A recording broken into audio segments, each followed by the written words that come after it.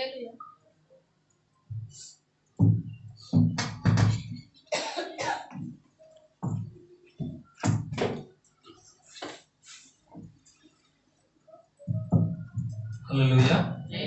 Hallelujah, praise the lord, హల్లెలూయా.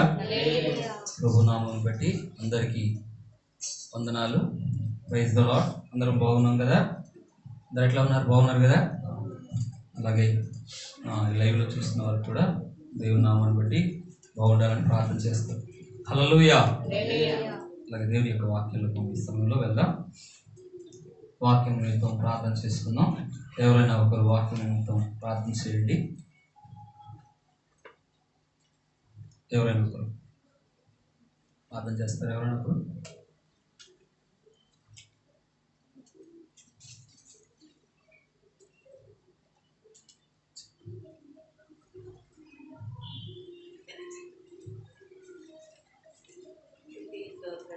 మహాగరుడు మహోన్నతుడు మహిమగల తండ్రి నీకే స్తుతులు స్తోత్రాలు ఇస్తున్నారు.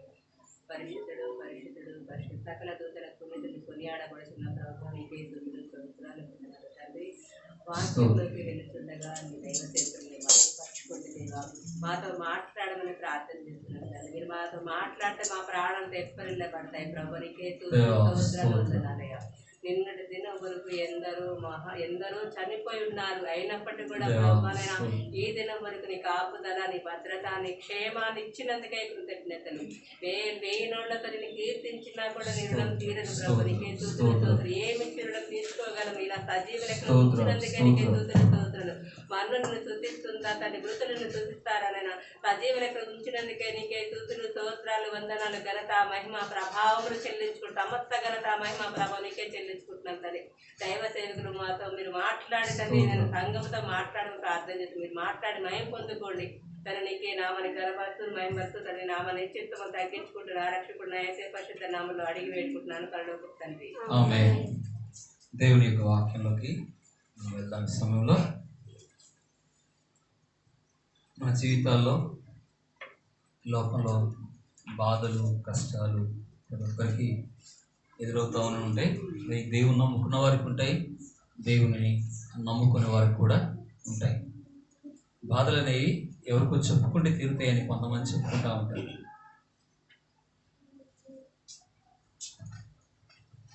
బాధలు మన జీవితాల్లో ఎవరికో చెప్పుకుంటే తీరుతాయి. బంధువులకు కొన్నిసార్లు చెప్పుకుంటుంటాం, స్నేహితులకి కొన్నిసార్లు చెప్పుకుంటుంటాం, తోబుట్టులకి కొన్నిసార్లు చెప్పుకుంటుంటాం, మనకు బాగా నమ్మకంగా ఉన్న వారికి మనం చెప్పుకుంటూ ఉంటాం. అయితే దేవుని యొక్క వాక్యం ఏం సెలవిస్తుంది అంటే, ఒక భక్తుడికి బంధువులు ఉన్నారు, రక్త సంబంధులు ఉన్నారు, అన్నదమ్ములు ఉన్నారు, చెల్లెళ్ళు అందరూ కూడా ఉన్నారు. ఎంతమంది ఉంటున్నప్పటికి కూడా తన కలిగిన బాధ ఎవరి యొద్దకు వెళ్ళాడంటే దేవుని యొద్దకు వెళ్ళాడు. 142వ కీర్తనలో మనం చూడండి. 142వ కీర్తన 1-3-4 వచనాలు చదువుదాం. నేను ఎలుగెత్తి బ్రతిమాలుకొనుచున్నాను, బహు వినయముగా మొరపెట్టుచున్నాను. నాకు కలిగిన బాధ ఎవరికి తెలియజెప్తున్నాడంట? ఎవరి యొద్దకు వెళ్తున్నాడు? స్నేహితులకి ఏమైనా చెప్పుకుంటున్నాడా? తోబుట్టులకి ఏమైనా చెప్తున్నాడా? అన్నదమ్ములకి ఏమైనా చెప్తున్నాడా? ఆయనకి 7 అన్నదమ్ములు ఉన్నారు. మనకన్నా 1, 2, 3 ఉంటే చాలా ఎక్కువ. ఆ రోజుల్లో ఎక్కువగా ఆయనకి ఎంతమంది చెప్పండి? దావీదుకు అక్క చెల్లెళ్ళు కూడా ఉన్నారని దేవుని యొక్క వాక్యం సెలవిస్తుంది. దావీదుకు అక్క చెల్లెళ్ళు కూడా ఉన్నారు, అన్నదమ్ములు కూడా ఉన్నారు. ఇంతమంది ఉన్నా అలాగే దావీదుకు స్నేహితుడుగా ఉన్నాడు. ఎవరు? సౌలు కుమారుడు ఒక యోనాతాను. మంచి స్నేహితుడు, ప్రాణ స్నేహితుడు అని చెప్పుకోవచ్చు. ప్రాణ స్నేహితుడు అంటే అంత నమ్మకమైన స్నేహితుడు ఆ యోనాతాను. అతని దగ్గరికి ఏమైనా వెళ్ళాడా? తన కలిగిన బాధ, తన కలిగిన శ్రమను బట్టి ఎవరి యొద్దకు వెళ్తున్నాడంటే స్నేహితుల యొద్దకు వెళ్లకుండా, బంధువుల యొద్దకు వెళ్లకుండా, నమ్మకస్తుల యొద్దకు వెళ్లకుండా, అందరూ ఎవరి యొద్దకు వెళ్లకుండా ఎవరి దగ్గరికి వెళ్తున్నాడు చెప్పండి? బహు వినయముగా ఆయన సన్నిధికి నేను మొరపెట్టుచున్నాను. నాకు కలిగిన బాధ, నాకు కలిగిన శ్రమ, నాకు కలిగిన ఆ దుఃఖం ఎవరికి చెప్తున్నాడంటే, కొంతమంది రాత్రి అంతా కొంతమంది తమ బాధలు ఇతరులకు చెప్తా ఉంటారు. తను నమ్ముకున్న వారికి చెప్తా ఉంటారు, ఏమన్నా బాధ లోపల ఉన్న బాధ పోతుందేమని. కానీ దావీదు మాత్రం మనం చూస్తే ఎవరు చెప్తున్నాడంటే చెప్పండి, దేవునికే చెప్తున్నాడు. దేవునికి చెబుతూ ఆయన ఏమని ప్రార్థన చేస్తున్నాడంటే, దేవుని సన్నిధిలో ఆ విరిగి నలిగిన హృదయం, తనకున్న శ్రమ అంతా కూడా, తన కలిగిన దుఃఖం అంతా కూడా, తన కలిగిన ఆ బాధ వేదన, బాధ లేని మనుషుడి భూమి మీద ఎవరు కూడా లేరు. కానీ ఒక్క మనిషి అయితే బైబిల్లో ఉన్నట్టుగా మనం బైబిల్ చూస్తాము. ఇప్పుడు భూమి మీద ఉన్నారో లేదో తెలియదు, కానీ బైబిల్లో మాత్రం ఒక ఆయన బాధ లేని వాడుగా కనబడతారు. ఒక ఆయన చూపిస్తాను, అది కూడా ఏ కష్టాలు, ఏ సమస్యలు, ఏ శ్రమ, ఏది కొరతలు లేకుండా ఒక ఆయన ఉంటాడు భూమి మీద. ఆయన బైబిల్లోనే ఉంటాడు. కానీ ఈయనకు మాత్రం, ఈయనకు పడ్డ బాధలు, ఈయనకు పడ్డ శ్రమలు, ఈయన పడ్డ కష్టాలు, ఈయనకు వచ్చిన నిందలు, ఈయనకు వచ్చిన శత్రువులు, ఈయనకు వచ్చిన అవమానాలు, ఈయనకు వచ్చిన శ్రమలు ఇంకా ఎవరికి లేవేమో అని చెప్పుకోవచ్చు మనం చెప్పాలనుకుంటే. ఈయన ప్రతిరోజు కూడా దేవుని మీద ఆధారపడే వ్యక్తి, దేవుని మీద ఆనుకునే వ్యక్తి, చాలా ఆ దేవుని మీద అంతగా ఆధారపడుతూ జీవిస్తున్న ఈ వ్యక్తి దావీదు ఒకరోజు దేవుడు ధనమును సమృద్ధిగా చేస్తే, ఆశీర్వాదాలు సమృద్ధిగా ఇచ్చినప్పుడు దేవుని కూడా ఇంకా నాకు ఎప్పుడు ఇలాగే ఉంటాను, నాకు ఈ క్షేమకాలం ఉంటుంది, నాకు ఇంకా ఆనందం ఉంటుంది, ఇంకా దేవుని పైన అంతగా ఆధారపడిన పరిస్థితులు ఉండవు అనుకున్నాడు. కానీ ఒక దినాన చూడండి 30వ కీర్తనలో మనం చూద్దాం ఒకసారి రండి. తన ధనం పైన, తన బలం పైన ఎప్పుడు ఆధారపడుతున్న వ్యక్తి ఒకరోజు తన ధనం పైన ఆధారపడ్డాడు, తనకున్న సుఖం పైన ఆధారపడ్డాడు, తనకున్న క్షేమం పైన ఆధారపడ్డాడు. అయ్యే క్షేమముగా ఉంటే అనుకున్నాడు దావీదు. చూద్దాం 30వ కీర్తన 6వ వచనం ఒకసారి చూడండి. అగో నేనెన్నడు కదలనని, అగో నా ఏ కాలం అనుకుంటున్నాడు చెప్పండి.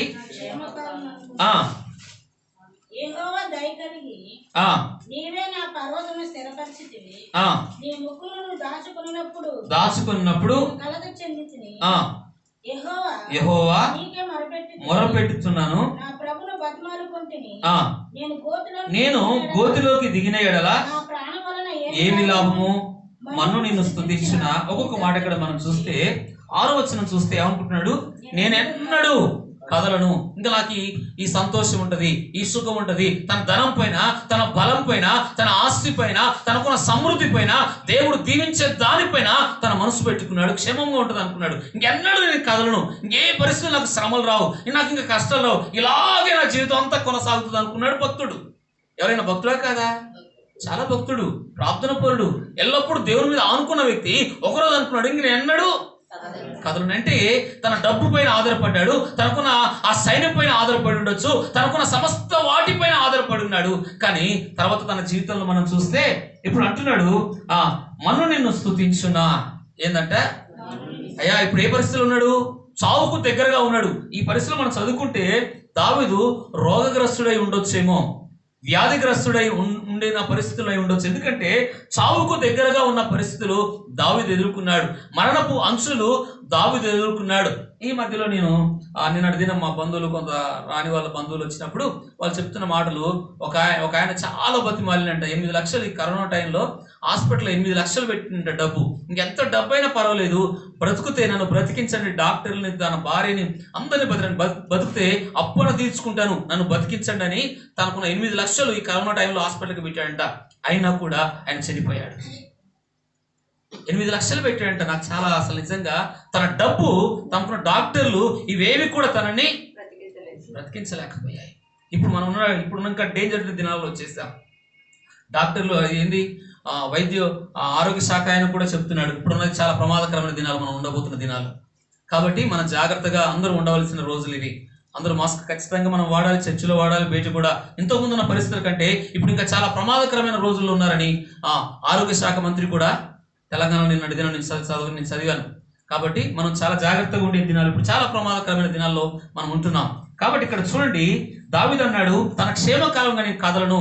తన సుఖ కాలంలో ఏమనుకున్నాడు, కదలను అనుకున్నాడు. కానీ తర్వాత తనకు అనారోగ్యం వచ్చినప్పుడు తనకున్న డబ్బు, తనకున్న ధనము, తనకున్న ఆస్తి, తనకున్న ఏవి కూడా తనను కాపాడలేకపోయాయి, తను భద్రపరచలేక భక్తుడే తనకున్న వాటిపైన ఆనుకున్నాడు, దేవుని పైన ఏమాద ఆధారపడక.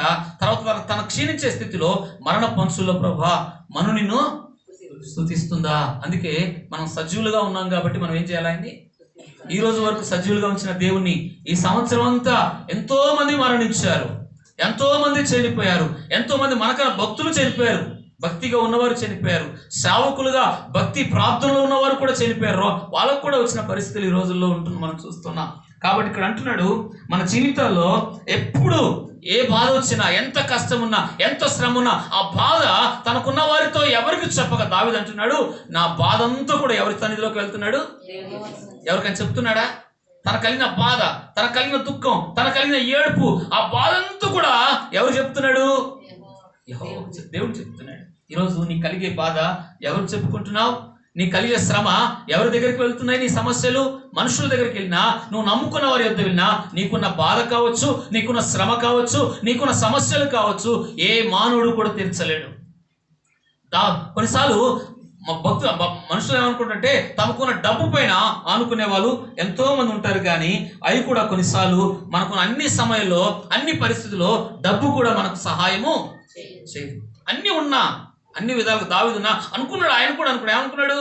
నాకు ఇదే క్షేమంగా ఉంటుంది, ఇలాగే నేను ఉంటాను, నాకు ఎన్నడికి కష్టాలు నేను చూడను అనుకున్నాడు. కానీ తర్వాత దినాలు ఏం చూసాము?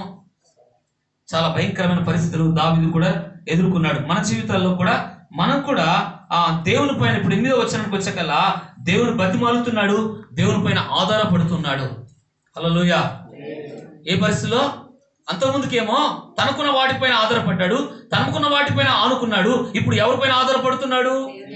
ఎవరైతే దేవుని పైన ఆధారపడతారో మన్నుగా ఉన్న మన్నై పరిస్థితుల్లో కూడా, నేను గతకాలం చెప్పాను, ఒక సేవకుడు చెప్పాడు వాళ్ళ మామ గురించి ఎంతో ప్రార్థన చేసి, ప్రభా ఒక్క అవకాశాన్ని ఇవ్వండి అని ఎంతో ప్రార్థన చేసినప్పుడు దేవుడు ఆ మరణ పంచుల్లో ఉన్న వ్యక్తిని కూడా బ్రతికిచ్చాడని చెప్పాను మీకు.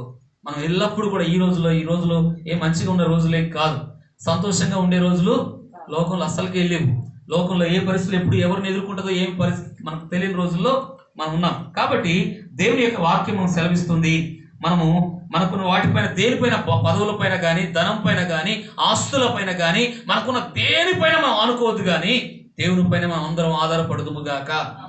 మనం అందరం కూడా దేవుని పైన ఆనుకుందుముగాక. మన ఆలోచన, మన మనస్సంతా కూడా ప్రభు పైన ఆధారపడి, ప్రభు సన్నిధిలో ఉన్న బాధంతా కూడా, శ్రమంతో కూడా, ఆ హృదయంలో ఉన్న ఆ వేదనంతా కూడా నేను ఎన్నోసార్లు మీకు చెప్తూ వచ్చాను. ఎవరు ఎంత బాధ హృదయంలో ఉన్న బాధంతా తొలగించేది ఏం చెప్పాలన్నా? ఒక ప్రార్థనే.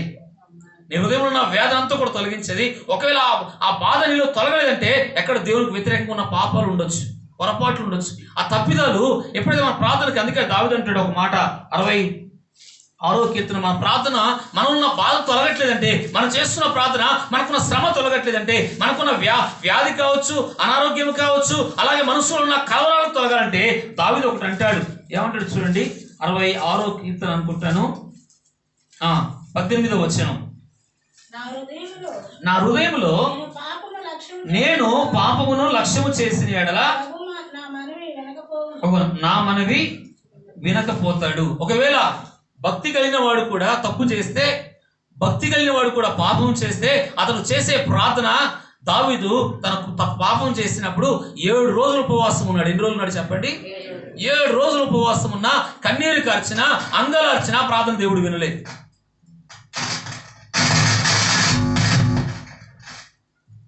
హల్లెలూయా. అంతగా అంగలార్చిన దేవుడు ఆయన ప్రార్థన వినలే. మనం చేసే కొన్నిసార్లు మనం మనుషులం కాబట్టి, మానవుడు నిండా కూడా ఏ ఒక్కరిలో కూడా మంచిది లేదని నేను దేవుని యొక్క వాక్య ప్రకారం నేను ఎరుగుదును. పౌలు గారు అంటాడు, నాలో ఏ మంచిది లేదు, నాలో ఏ మంచిది కూడా లేదు, నేను బ్రతుకున్నాడు దేవుని కృప అంటాడు పౌలు గారు.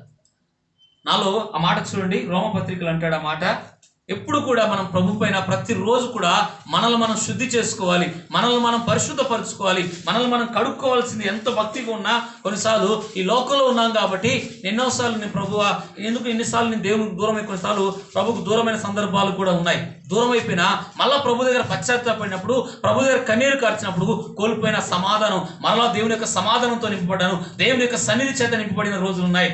దేవుని ప్రసన్న ఎందుకంటాడు రోమపత్రిక చూడండి 7వ అధ్యాయం అనుకుంటాను,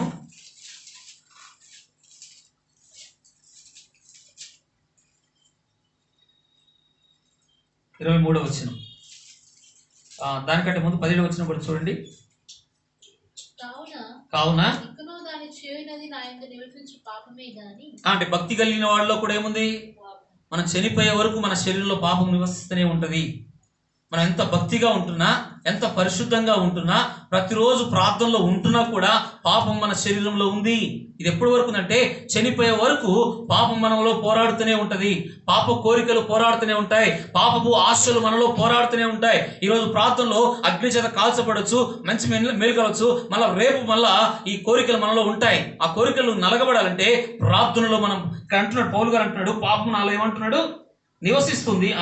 నేను కాదు, నా యందు అనగా శరీరముతో ఉన్న ప్రతి మనుషుడు, ఎంత సేవకుడైనా కావచ్చు, విశ్వాసైనా కావచ్చు, నా శరీరమందు ఈయన ఇంటర్నేషనల్ స్పీకర్ అని చెప్పొచ్చు పౌలు గారు.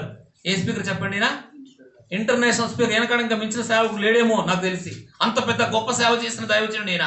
అంత దైవజనుడు అంటాడు, నా శరీరమందు మంచిది ఏది నివసింపదని నేను ఎరుగుదును, మేలైనది చేయగోరి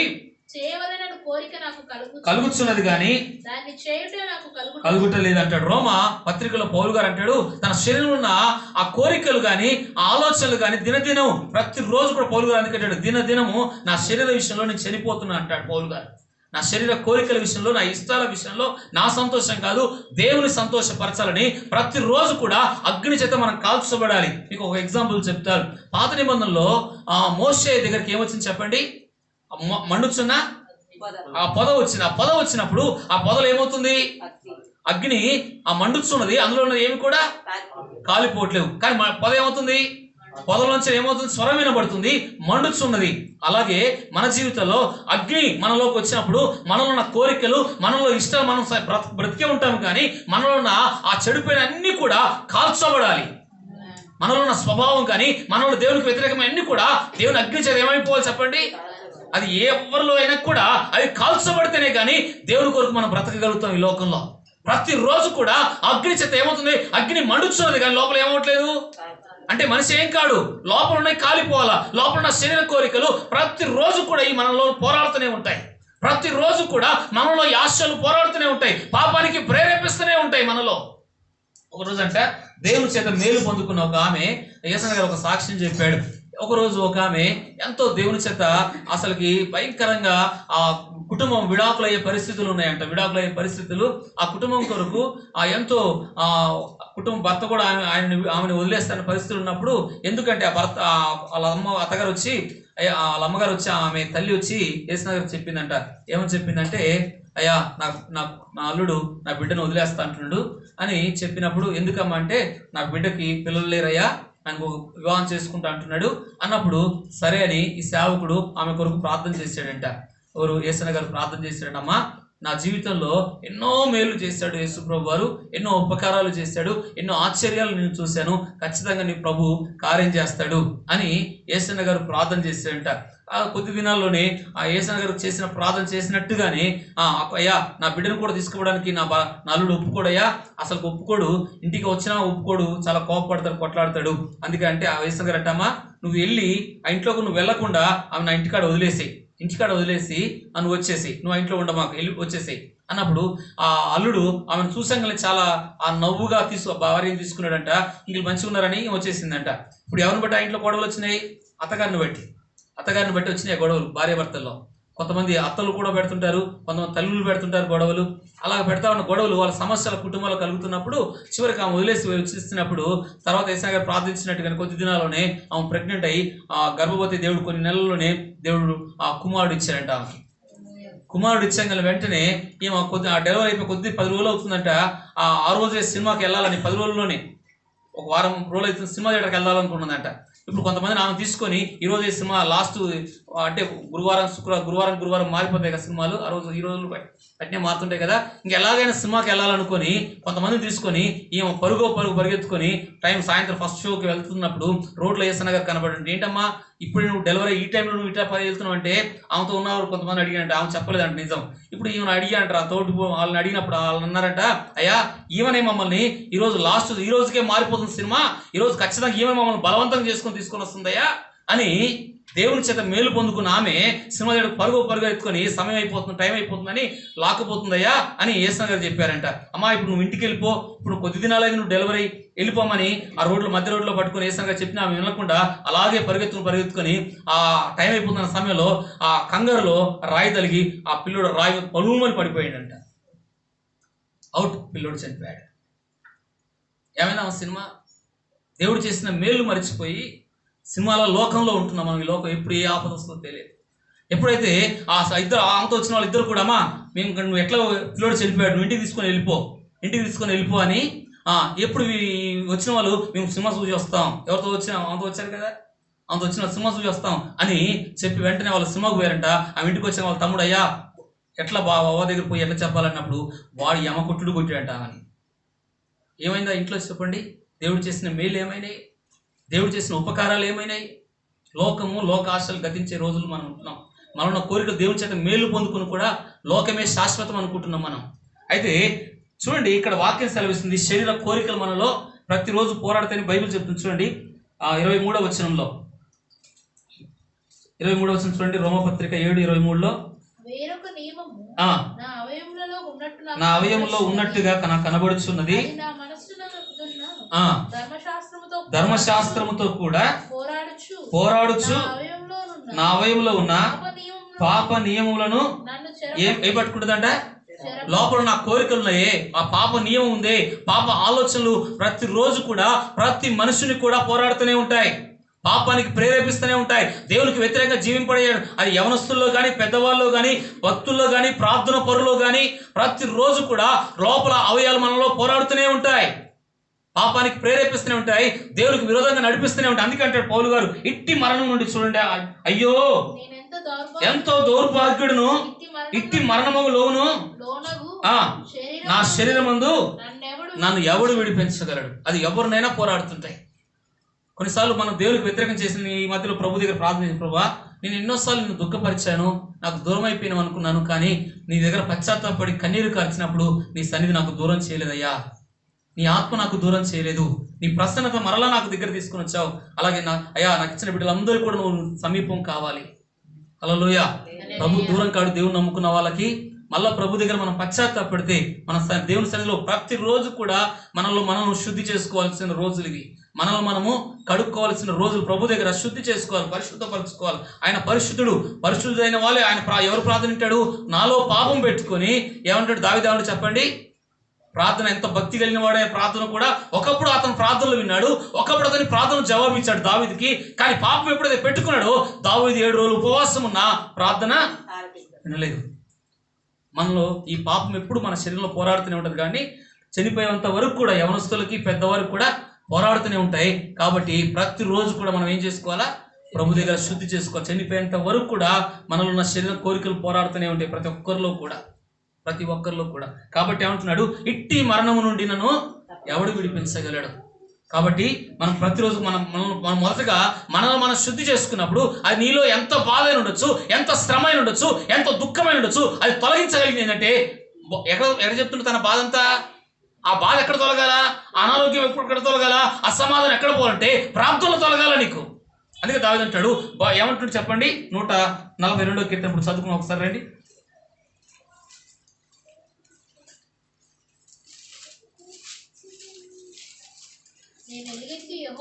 మొరపెట్టుచున్నాను,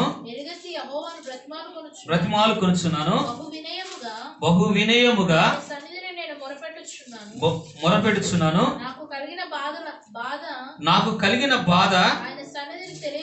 మనకి ఏ బాధ కలిగినా ఎవరి దగ్గరికి వెళ్ళిపోవాలి చెప్పండి?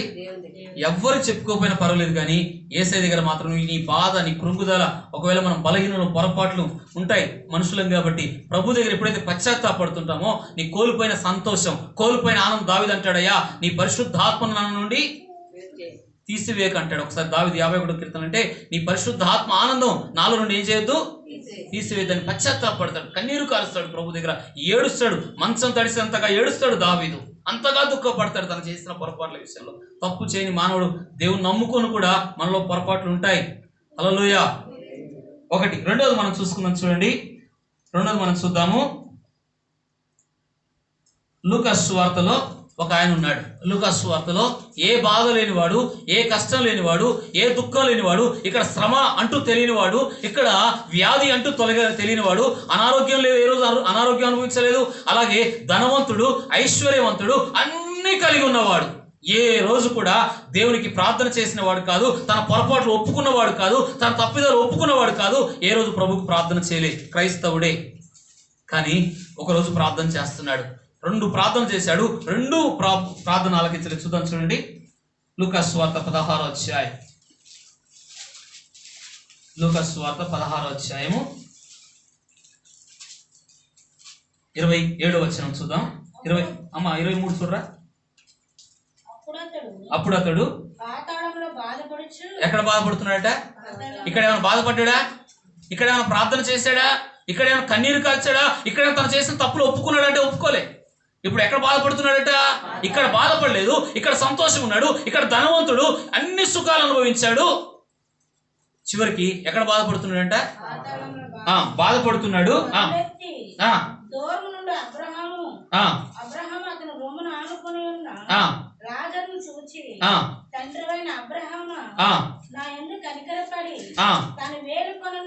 మీకు మాట చెప్తా, లాజరును చూసి ఓర్చుకోలేని గుణం అంటారు చూసారా? అతను అక్కడ సుఖపడుతుండే. ఎవరు? ఇక్కడ రోగాలు భరించిన వాడు, ఇక్కడ అనారోగ్యాలు, తినడానికి ఆహారం లేనివాడు, ఎల్లప్పుడూ బాధ అనుభవించినాడు. అక్కడ ఎలా ఉన్నాడు? సుఖంగా ఉన్నాడు, సంతోషంగా ఉన్నాడు, ఆనందంగా ఉన్నాడు. ఇప్పుడు అతను చూసి ఏమైనాడు? ఓర్చుకోలేకపోతున్నాడు. ఏమైనా ఓర్చుకోలేకపోతున్నాడు? నేను ఇంత దుఃఖపడుతున్నాను, ఇంత. చూడండి ఆ మాట అక్కడ చూస్తే లాజరు ఎలాగున్నాడంటే చెప్పండి. లాజర్ని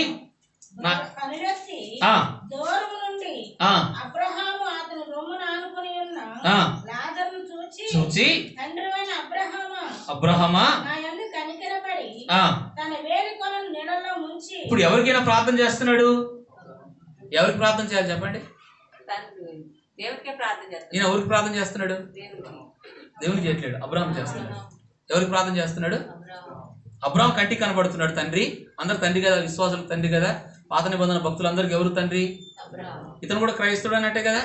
ఇప్పుడు అబ్రహాం కనబడుతున్నాడు, లాజరు కూడా కనబడుతున్నాడు. అతను అబ్రహాం ప్రార్థన చేయాలి. ఎవరు ప్రార్థన చేయాలి? మనం యేసయ్యకి మనం ప్రార్థన చేయాలి. ఈ భూమి ఎప్పుడైనా ప్రార్థన చేశాడు ఏ గారు? చేయలేదు. ఎప్పుడు సుఖం, ఆనందం, కనీసం బీదల్లో ఉన్న వారిని, అలాగే ఆకలి దప్పులతో ఉన్న వారిని, అనారోగ్యంలో ఉన్న ఎవరు ఎప్పుడైనా చూశాడా ఏ గారు? పక్కన బాధలు ఉన్న వారిని పట్టించుకున్నాడా? ఆకలి దప్పులతో ఉన్న వారిని ఏమైనా చూశాడా? లాజరు పక్కన ఏమైనా అన్నం పెట్టాడా? ఎట్లే. తన సుఖం, తన సంతోషం, తన ఆనందమే చూసుకున్నాడు. చివరికి తన అన్నదమ్ములతో కూడా తాను పాడైపోయిందాక తన అన్నదమ్ములు కూడా పాడు చేశాడు. అందుకే అన్నదమ్ముల కొరకు అక్కడ ప్రార్థన చేస్తున్నాడు. ఎక్కడ? ఇక్కడ అతను పాడేది కాక అతని తమ్ములు కూడా పాడు చేశాడు. ఇప్పుడు ఆ తమ్ములు కూడా అతనున్న స్థలంలో వస్తారని వారి కొరకు అక్కడ ప్రార్థన చేస్తున్నాడు. ఎక్కడ? పాతాళంలో ప్రార్థన చేస్తున్నాడు. ఆ 2 ప్రార్థనలు ప్రభు వినలేదు. ప్రార్థన ఇక్కడే చేయాలి. ఎక్కడ చేయాలి చెప్పండి? అబ్రహాం కానీ లాజర్ కానీ ఏమైనా ప్రార్థన చేస్తున్నారు? అక్కడ కష్టం లేదు, అక్కడ దుఃఖం లేదు, అక్కడ సంతోషం ఉంది. ఇక్కడ భక్తి చేస్తే, ఇక్కడ పరిశుద్ధంగా జీవిస్తే, ఇక్కడ దేవుని కొరకు జీవిస్తే అక్కడ సుఖం.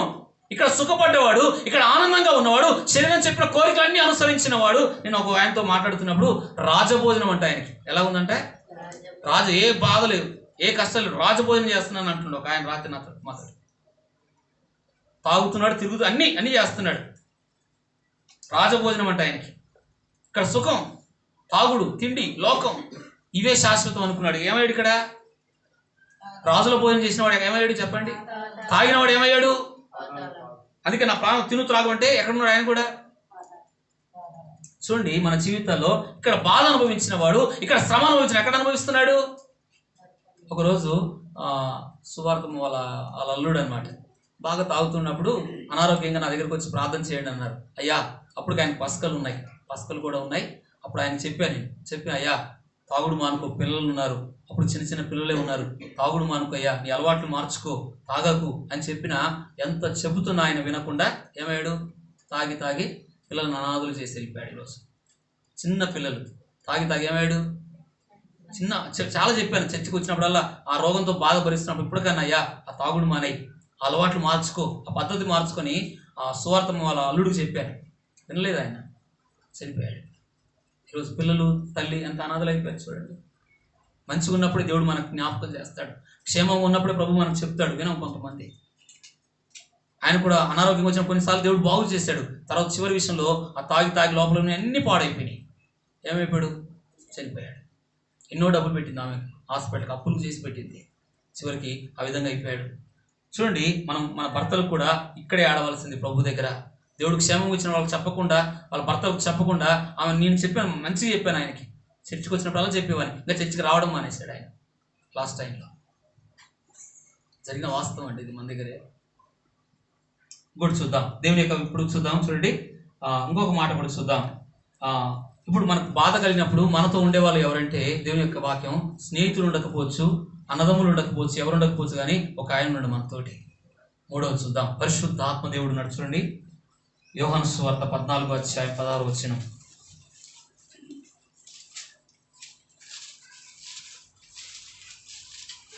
నేను తండ్రిని వేడుకుందును. 14:16 చూడండి ఒకసారి అందరూ. ఆ తండ్రిని నేను వేడుకుందును, నీ యొద్ద ఎల్లప్పుడూ ఉండుటకై వేరొక ఆదరణకర్తను అనగా సత్య స్వరూపియగు ఆత్మను మీకు అనుగ్రహింపబడును. నీతో ఎల్లప్పుడు ఎప్పుడు ఉంటాడట? స్నేహితులు నీతో ఉండకపోవచ్చు, నువ్వు నమ్ముకున్న వారు నీతో ఉండకపోవచ్చు, నీ బంధువులు నీతో ఉండకపోవచ్చు, నువ్వు బాధలో ఉన్నప్పుడు, నువ్వు కృంగినప్పుడు, నువ్వు అనారోగ్య పరిస్థితులు ఉన్నప్పుడు నీతో ఉండగలిగిన వాడు పరిశుద్ధాత్మదేవుడు.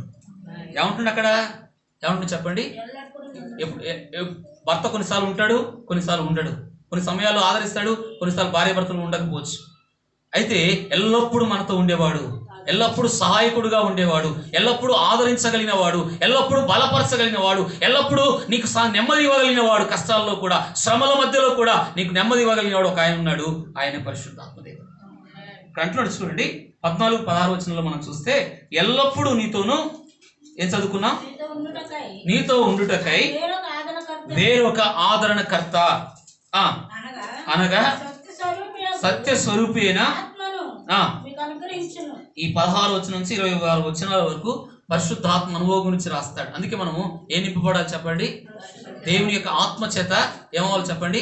ఎప్పుడైతే నువ్వు పరిశుద్ధాత్మ చేత నింపబడతావో, ఆ ఆత్మ నీతో, నువ్వు బాధలో ఉన్నప్పుడు, నువ్వు ఏడుస్తున్నప్పుడు, ఓదార్పు లేనప్పుడు, ధైర్యం లేనప్పుడు, ఆదరణ లేనప్పుడు నీతో ఉండగలిగిన వాడు ఒక ఆయన. ఆయనే పరిశుద్ధాత్మ దేవుడు.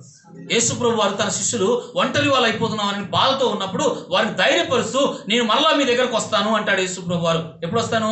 ఆయన పునరుత్థానుడై చనిపోయి తిరిగి లేచాక ఎల్లప్పుడు మరలా మీ దగ్గరకు నేను వస్తాను యేసు ప్రభు స్వయంగా చెప్పాడు ఆయన. అందుకే ఆ యేసు ప్రభు పరిశుద్ధాత్మని లోకానికి మనం ఒంటరిగా ఉండకూడదని, ఆయన మనతో, మనం కొన్నిసార్లు పొరపాటు చేసినప్పుడు, తప్పు చేసినప్పుడు పరిశుద్ధాత్ముడు కొన్నిసార్లు ఏడుస్తూ ఉంటాడు, దుఃఖపడుతూ ఉంటాడు. ఎందుకు పరిశుద్ధాత్ముడు దుఃఖపడతాడని తెలుసా మీకు? ఎప్పుడు దుఃఖపడతాడు? మనం తప్పులు చేసినప్పుడు లోపల ఏడుస్తూ ఉంటాడు పరిశుద్ధాత్ముడు. కొన్నిసార్లు మనం తప్పు చేస్తున్నా లోపల నుంచి పరిశుద్ధాత్మ పొందుకున్న వాళ్ళు లోపల వెంటనే పరిశుద్ధాత్మ పోడు, కానీ లోపల ఉండి ఏడుస్తూ ఉంటాడంట. అందుకే మన మనసాక్షి కొన్నిసార్లు గద్దిస్తుంటది. కొన్నిసార్లు తప్పు చేసినప్పుడు వెంటనే మనసాక్షి ఏం చేస్తుంది చెప్పండి? గద్దిస్తుంటది, నెమ్మది లేకుండా చేస్తుంది మన మనస్సాక్షి. నువ్వు తప్పు చేసావని. అప్పుడు పరిశుద్ధాత్ముడు కూడా ఏం చేస్తాడు చూడండి, ఎఫెసీ రాసిన పత్రిక, పరిశుద్ధాత్ముడు ఏడుస్తాడంట. చూడండి, ఎఫెసీ రాసిన పత్రిక 4:30. దేవుని పరిశుద్ధాత్మను దుఃఖపరచుకుడి విమోచన దినం వరకు. ఎప్పుడు వరకు అంట? యేసే రాకడ వరకు మనం ఏమైనాం? ఆత్మచేత ఒకసారి నింపబడక పరిశుద్ధాత్ముడు మనలో నుండి పోడని దేవుని యొక్క వాక్యం సెలవిస్తుంది. అయితే పోడు కానీ అనేక సార్లు మనల్ని హెచ్చరిస్తుంటాడు, మనలో మన తప్పిదాలు మనం జ్ఞాపకం చేస్తూ ఉంటాడు, ఏడుస్తూ ఉంటాడు. ఎందుకు ఏడుస్తాడు కూడా పై వచనం చూస్తే, అబద్ధం 25వ వచనం చూడండి, ఎందుకు ఏడుస్తాడు? అవయములు ఏమి ఉన్నాము. ఎవరంట? ఏం మానాలంట? తాగుడు మానాలని ఉన్నాడా? ఏమన్నాడు? అబద్ధాలు మానాలి దేవుని పిల్లలు. ముఖ్యంగా మన అబద్ధం ఆడినప్పుడల్లా యేసయ్య ఏడుస్తాడు, పాస్టర్ ఆడవాడు, యేసయ్యనే ఏడిసేది. మనం ఎవరు ఏడిపిస్తున్నాం చెప్పండి? ఇంకా అన్ని చెప్తాడు. ఒకటి అబద్ధం ఆడినప్పుడు, రెండవది కోపం పడినప్పుడు, మనలో కోపం పెట్టుకున్నప్పుడు కూడా ఎవరు ఏడుస్తారంటే చెప్పండి? అవన్నీ మనం చేసే పొరపాట్ల గురించి పరిశుద్ధాత్ముడు చెప్తాడు. మనతో మనం దుఃఖపడుతున్నప్పుడు మనల్ని ఆదరిస్తాడు, ధైర్యం కోల్పోయినప్పుడు ఆదరిస్తాడు, కన్నీళ్ళలో ఉన్నప్పుడు మన కన్నీరు తుడుస్తాడు. అలాగే మన తప్పులు చేసినప్పుడు కూడా ఆయన ఏడుస్తాడు. మన కష్టాలున్నప్పుడు దేవుడు మన దగ్గర ఉండాలని కోరుకుంటాం, కానీ మనం పొరపాటు చేసినప్పుడు ఏమవుతుంది చెప్పండి? ఎవరు ఏడుస్తున్నారు చెప్పండి? మన తండ్రి ఏడకపోవచ్చు, మన తోబుట్టులు ఏడకపోవచ్చు, పరిశుద్ధాత్మ దేవుడు ఏడుస్తాడు అని ఎవరు చెప్తున్నారు ఈ మాట? దేవుని వాక్యమే చెప్తుంది. నేను చెప్తున్నాను ఈ మాట. ఇక్కడ చూడండి, పరిశుద్ధాత్ముడు ఏమవుతుంట 30వ వచనం, దేవుని పరిశుద్ధాత్మని మీద ఏమండి దుఃఖపరచకండి. ఎందుకు ఏడుస్తాడు కూడా పై వచనాలు చెప్పాడు. అబద్ధాలు ఒకటి, రెండవది కోపం మనలో పెట్టుకుంటే అది ఎప్పుడు కలపోవాలంట, సూర్యుడు సాయంకాలం మునిగిపోయాక ఏమవ్వాలంట, కోపము అది కోపం మనలో ఉండి, కోపమే ఈరోజు మనుషులు ఉన్న కోపం ఎంత తెలుసా, భార్యను భర్త చంపుతున్నాడు, భర్త ఒకరినొకరు ఎందుకు చంపుకున్నా చెప్పాలన్నా, తలకాయ నిండా ఎన్నో రోజు కోపం పెట్టుకొని ఒకరినొకరు అత్యాచారాలు ఇవన్నీ కూడా లోకంలో జరుగుతూ ఉన్నాయి. దేవుని పిల్లలుగా మనలో ఈ కోపం మనలో దేవుడు దూరం చేయను గాక. ఈ కోపమే మనలో ఎంత నెమ్మది లేకుండా చేస్తుంది, సమాధానం లేకుండా చేస్తుంది కొన్నిసార్లు. హల్లెలూయా. అందుకే అంటున్నాడు మనం ఏం చేస్తాం చెప్పండి, దేవుని పరిశుద్ధాత్మ మనం ఏం చేయొద్దు, దుఃఖపరచొద్దు. ఎవరు దుఃఖపరచొద్దు, దేవుని ఆత్మను మనము దుఃఖపరచకండి. ఇంకొక దావీదు కూడా, యోబు కూడా అంటాడు చూడండి, 9వ అధ్యాయం, యోబు గ్రంథం 9వ అధ్యాయం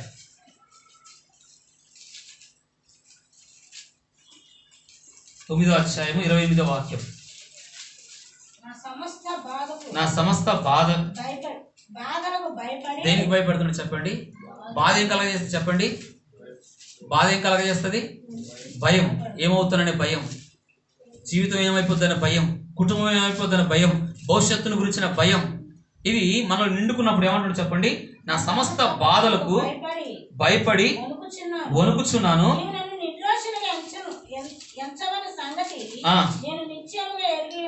ఏదంటే చెప్పండి, నా సమస్త బాధలకు నేను భయపడి వణుకుచున్నాను, నీవు నిర్దోషిగా ఎంచవని.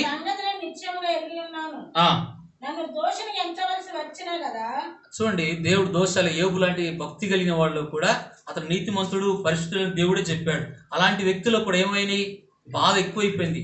రోజు రోజు ఏమైంది, శరీరంలో అనారోగ్యం చాలా ఎక్కువైపోయింది. ఆ బాధ ఎంత ఎక్కువ అవుతున్నప్పుడు అయినా కూడా ఎవరి దగ్గర బతిమాలాడంటే దేవుని దగ్గరనే ప్రార్థన చేస్తూ వచ్చాడు. ఆ బాధ ఒకరోజు ప్రభు తొలగించాడు, అతని శ్రమ ఒకరోజు తొలగించాడు, అతని కష్టం తొలగించాడు, కోల్పోయిన అన్ని కూడా రుణంతలుగా ఇచ్చాడు. దేవుడు ఇచ్చాడా లేదా, కోల్పోయిన ఇచ్చాడా లేదా. కొన్నిసార్లు దేవుడు ఏం చేస్తాడు సార్, ఇచ్చి పరీక్షిస్తాడు, ఇయ్యకుండా కూడా పరీక్షిస్తాడు. ఇచ్చి ఏం చేస్తాడు చెప్పండి, అన్నీ ఇస్తాడు, ఆ ఇచ్చిన టైంలో నువ్వు ఎలా ఉంటావో పరీక్షిస్తాడు, మళ్ళా ఆ ఇచ్చిన అన్ని తీయేస్తాడు, అప్పుడు కూడా నేను పరీక్షిస్తాడు. యోబును ఇయ్యక కొడుకునిచ్చాడు, మళ్ళీ ఇచ్చిన ఆయన మళ్ళీ ఏం చేశాడు, యోబు కాదు అబ్రాహాంకి ఏం చేశాడు చెప్పండి, ఆస్తినిచ్చాడు, ఐశ్వర్యం ఇచ్చాడు, లేక కొడుకునిచ్చాడు. ఆ కొడుకుని కూడా ఏం చేశాడు, మళ్ళీ అడిగాడు. ఇచ్చింది ఆయనే, మళ్ళీ ఇచ్చి మళ్ళీ అడిగింది కూడా, ఇచ్చా కూడా అడిగాడు. అంటే పరీక్షించాడు ఆయన ఎవరిని, అబ్రాహాం. మన జీవితాల్లో కూడా ఇయ్యకుండా పరీక్షిస్తాడు, ఇచ్చా కూడా పరీక్షిస్తాడు. రెండు ఉంటాయి పరీక్షలు. హల్లెలూయా. దేవుని చేత కొన్నిసార్లు మనం ఈ లోకంలో బాధలు కష్టాలు మనం అనుభవిస్తాం. ఎంత బాధ అయినా ఎవరి దగ్గరికి వెళ్ళకండి, ఆ బాధ ప్రార్థనలోనే తొలుగుతుంది. ఆ ప్రార్థనలోనే నీ మనసులో కలవరాలు తొలగాలి, నీ ప్రార్థన బట్టి నీలో సమస్యలు తొలగాలి, నీ ప్రార్థన బట్టి నీ మనసులో గొప్ప నెమ్మది కలగాలి. అది ఎంత బాధ అని. కానీ ఎవరున్నారు నీతోటి, ఎవరున్నారు చెప్పండి, నీతో ఎల్లప్పుడూ ఉండకై ఎవరు పంపబడ్డారు, పరిశుద్ధాత్మ దేవుడు పంపబడు. దేవుడి కొద్ది మాటలు దీవించునుగాక. మోకరించుదాం. మనం 4 చూసుకున్నాం. ఎవరి యొద్దకు వెళ్ళాలి, ఎవరి యొద్దకు వెళ్ళకూడదు.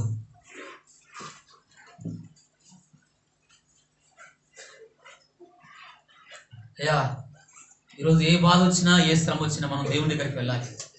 ప్రభు దగ్గరే మన మనసులో నెమ్మది ఇచ్చేది ప్రార్థనే. ఆ ప్రార్థన బట్టి దావీదు గొప్ప భక్తిపరుడు. ఒకసారి నా క్షేమదినం మంచిగా నాకు అవసరం లేదు అనుకున్నాడు, తన ధనం పైన నమ్ముకున్నాడు. కానీ ఒకరోజు అయ్యా మను నిన్ను స్తుతిస్తుందా, మను నిన్ను గణపరుస్తుందా అని దావీదు ప్రార్థన చేశాడు. ఈరోజు మన జీవితాల్లో కూడా లోకంలో చూస్తే పరిస్థితులు చాలా ఆందోళనకరంగా ఉన్నాయి. భయపెడుతున్న లోకంలో ఉన్నాం, మనం నెమ్మది లేని లోకంలో ఉన్నాం. కాబట్టి ప్రభువా అటువంటి ప్రార్థన మాకు దయచేయి, అటువంటి ప్రార్థన మాకు దయచేయి, అటువంటి ప్రార్థన మాకు ఇవ్వండి అయ్యా. హల్లెలూయా, హల్లెలూయా. స్తోత్రాలు, స్తోత్రాలు ప్రభా. పరిశుద్ధుడా మీకు వందనాలు, స్తోత్రాలు, స్తోత్రాలు నాయనా. బానికి వందనాలు అయ్యా. స్తోత్ర. యోబుకు స్నేహితులు, దావీదుకు స్నేహితులు ఉన్నారు, అన్నదమ్ములు ఉన్నారు ప్రభా. అయ్యా మీకు వందన, తల్లిదండ్రులు ఉన్నారు. అందరూ ఉన్నప్పటికీ కూడా తన బాధంతా కూడా ప్రభా నీ యొద్దకు చెప్తున్నాడు. అయ్యా ఎవరి యొద్దకు తన బాధను తీసుకుని వెళ్ళలేదు, ఎవరి యొద్దకు తన మనసులో ఉన్న దుఃఖం, తన మనసులో ఉన్న కలవరాలు ఎవరి యొద్దకు వెళ్ళలేదు. తన బాధ అంతా కూడా నీ సన్నిధిలో ప్రార్థన చేస్తున్నాడు ప్రభా. తన బాధను తొలగించేది నీ సన్నిధిని, నీ సన్నిధిలో తన బాధ అంతా కూడా చెప్పుకున్నాడు ప్రభా. అయ్యా ఈరోజు ఎవరికెవరికో చెప్పుకుంటున్నాం మా బాధలు, ఎవరెవరికో చెప్పుకుంటాం మా కన్నీళ్ళు, ఎవరికెవరికో చెప్పుకుంటాం మా దుఃఖ వేడుపు, కానీ మాలో ఉన్న బాధ తొలగించేది నీ సన్నిధిని మేము ఈ సమయంలో నేర్చుకుంటున్నాం నాయనా. ప్రభువా, ఎవరు ఏ బాధలో ఉన్నా వారిని సన్నిధిలో చెప్పుకుందురుగాక, వారు ప్రార్థించుదురుగాక, వారు బ్రతిమాలుదురుగాక, వారు నీ నాయనా నీ పాదాలు పట్టుకుందురుగాక, కృప చూపబడుదురుగాక, కృప కలుగునుగాక, కృప కలుగునుగాక. ప్రభువా, నీ కృప చూపించమని ప్రార్థన చేస్తున్నాం, కృప చూపించమని ప్రార్థన చేస్తూ ఉన్నాం, కృప చూపించమని ప్రార్థన చేస్తూ ఉన్నాం. కనికరించు నాయన, కృప చూపించు ప్రభువా. నీ కటాక్షం నీ సంఘం మీదకి వచ్చుగాక. ఈ లోకంలో ప్రభువా ఎన్నో సమస్యలు, లోకంలో భయాలు, ఎదురు అన్ని కన్నీళ్లు ఏడుపున్నాయి ప్రభువా. తండ్రి మీకు వందనాలు దేవా. నీ కటాక్షం అని ప్రజల మీదకి వచ్చును గాక. మేము నీకు భయపడదుము గాక. పరిస్థితులకో లేకపోతే లోకంలో కలుగుతున్న కరుణకు మేము భయపడక ప్రభువా, మేమందరం నీకు భయపడదుము గాక, మేమందరం నీకు లోబడదుము గాక. నీ కటాక్షం చూపించు మహిమ పొందుకోమని యేసుక్రీస్తు నామములో అడుగుతున్నాను తండ్రి.